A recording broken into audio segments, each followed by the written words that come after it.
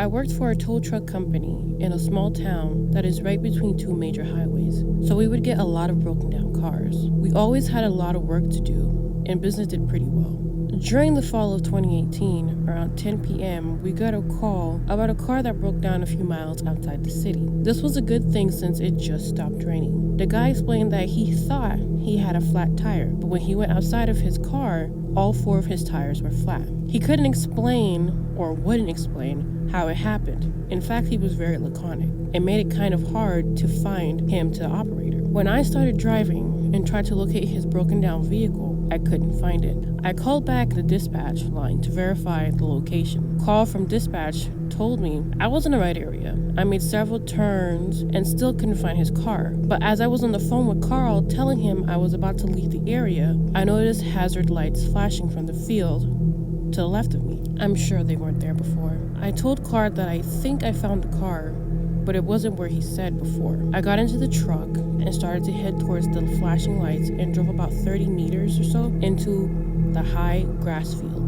until I saw a blue Nissan Altima with its driver's side door open, but I didn't see the driver anywhere near the car. I called out for him, but I didn't get an answer. I stayed on the phone with Carl as I thought something was weird. I turned on my bright beams to get a better view of the car. Since the grass was compact and chest high, the area got pretty bright, but I could only see so far, although it did make it easier to see the car.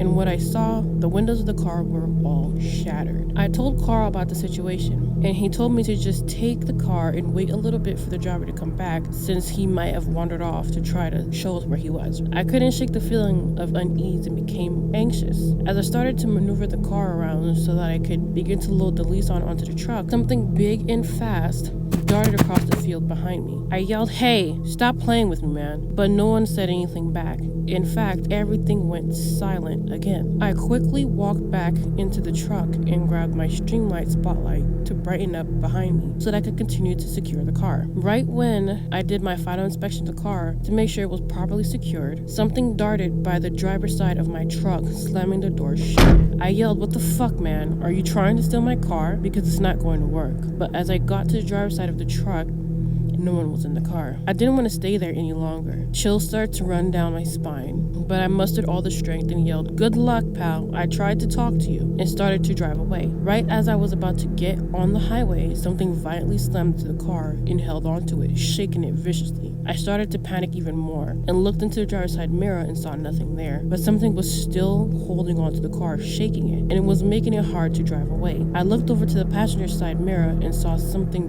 big on what appeared to be on its hind legs, clawing at the Nissan. My heart felt heavy as though I couldn't breathe, and I started to panic and hyperventilate. I was so close to the highway. I pressed on the gas as much as possible, but the truck wouldn't move forward. I was stuck. The truck was fucking stuck. I wasn't moving, nothing was working but my panic attack. I was so scared that I didn't notice at first, in the corner of my eye, the warm waves of steam rapidly covering my driver's side window. I started to turn my head as something told me to look over, but my chest started to hurt more. My body was refusing to look up. Sweat started to run down my whole body. I was losing hope and I didn't know what to do. I gathered all my courage and quickly looked up. I was greeted by the breath of something near my window, fogging it up and glaring at me. Even now, just talking about it scares me. All I saw was this bright, huge, amber eyes just glaring at me. At that moment, my whole body froze and my heart dropped to my chest and I couldn't hear anything, not even someone yelling for help outside of the car. As I was trapped in my own body in fear, a man's voice became clearer and it kept coming closer. Right as he got close towards the passenger side of the car, headlights started to pierce the darkness. It was a semi-truck coming down the opposite side of the highway. The man started to bang on the door for me to let him in on the passenger side of the car. He was covered in blood. I was so terrified that I still couldn't move and kept my foot on the gas, hoping the car would move. In mere seconds, the car jolted forward onto the highway without a second thought. I kept driving, but stopped as I came to my senses, remembering the man. I moved to the side of the road and started backing up to where I saw him, hoping I could help him. But as I saw him on the side of the road behind me in the rearview mirror, something violently yanked him back to the tall grass, leaving me without nothing but a loud blood-curdling scream that shocked me back into survival mode. I pressed on the gas and started driving. I heard Carl's voice asking if I was still on the line on the phone, but I just hung up on him and called the police. While I was driving, explaining to them that animals in the area and someone, including myself, was just attacked there and that they needed to send some help.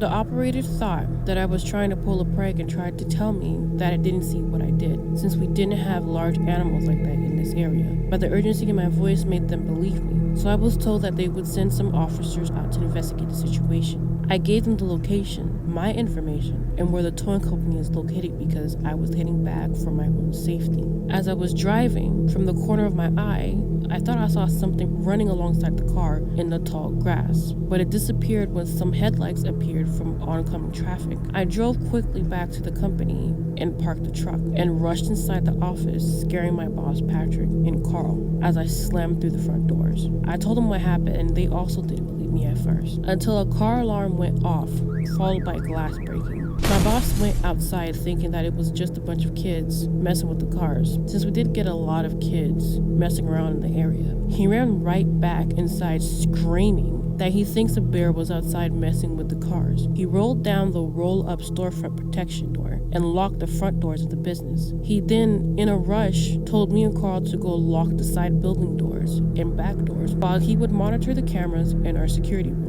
I ran towards the back doors to lock them and brought down the storefront barrier as well. But as I started to head back, a loud bang on the roll-up storefront that I just secured startled me. When I looked up, there was a dent. This made me jump back, slamming into the wall behind me. Simultaneously, I heard Patrick yell from the security room for Carl to hurry up because whatever it is was making its way to the side of the building. Within seconds, Carl started screaming and he couldn't bring down the roll-up storefront because something was blocking it. I ran towards him, hoping that I could help him. But as I was making my way to his direction, I heard growling sounds coming from his direction. On the speaker, Patrick pleaded with us to just lock the doors now and just run to the security room for extra protection. I made it towards Carl in hopes that I would be helping him. But as I was turning the corner to help him, Carl just ran past me, and I noticed that he didn't close the door behind him. I was going to close it for him until the storefront door rapidly rolled up, almost snapping off the wall. All I saw was darkness at first, but then the same glowing,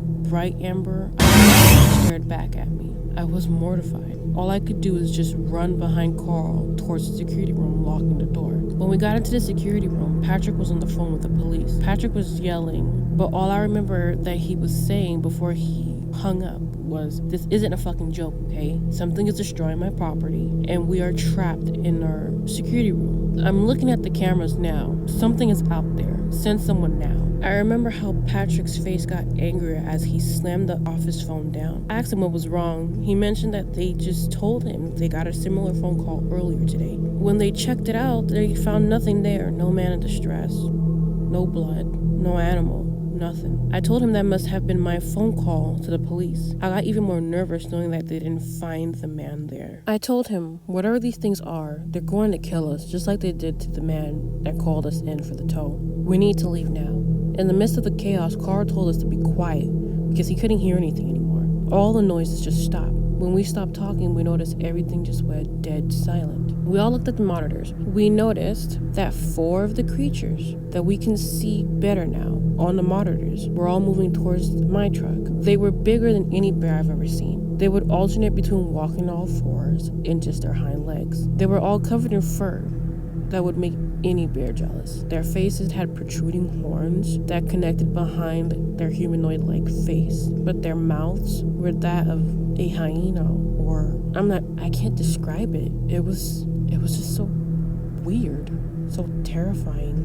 We've never seen something like that before. Carl started to panic, pointing towards the door, as we started to hear a weird low growling creeping up towards the outside of the security door. In the monitors, we checked, and then we saw it. There was one inside of the building. While trying to understand what we were dealing with, the growling outside suddenly stopped, and then heavy footsteps moved away just as fast as it appeared. I looked at our security monitor and noticed police lights coming from the front of the business. We felt relieved at first, but then I thought out loud for some reason that maybe the creatures heard them coming. When we looked back on the monitors, the creatures were tugging at the trunk of the Nissan until they tore it open, and one of them dragged out a large bag. The creature inside the store seemed to have joined them, as we could see 5 of them now on the monitor. Loud knocking startled us as the police started knocking. We were afraid to leave the security room and proceeded to watch through the security monitors. All we saw were the creatures surrounding the bag. One of them proceeded to rip it open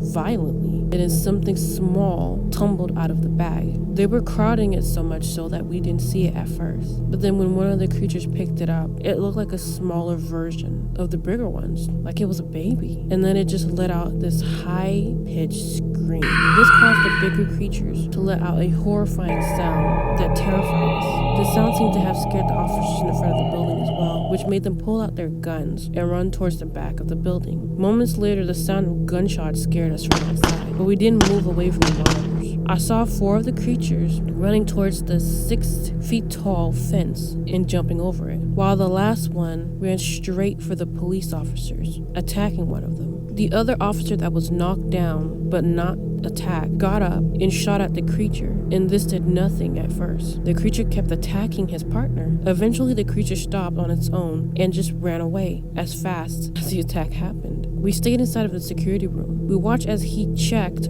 on his partner that appeared to be injured, but not severely, as he got up and walked into the police vehicle. The officer made his way inside the store holding his weapon while speaking to his walkie-talkie, asking for immediate backup from inside the business. The officer then called out if anyone needed help from inside the building. Carl quickly yelled that we were in the security room. We were safe. The officer told us to stay put. Stay in the secure room until more help arrives so they can make sure that the area was safe. Later on, the area had at least 8 more police cruisers surrounding the building and 1 emergency vehicle. We were guided out of the building, but not before seeing a trail of very dark liquid that was being examined by some officers who were wearing gloves on the ground. The chaos that was being taped off. I did get a phone call after the incident from a detective, explaining that they had to close down the investigation since they didn't have any sufficient evidence. I've moved from that city since then, but I still drive a tow truck for another company.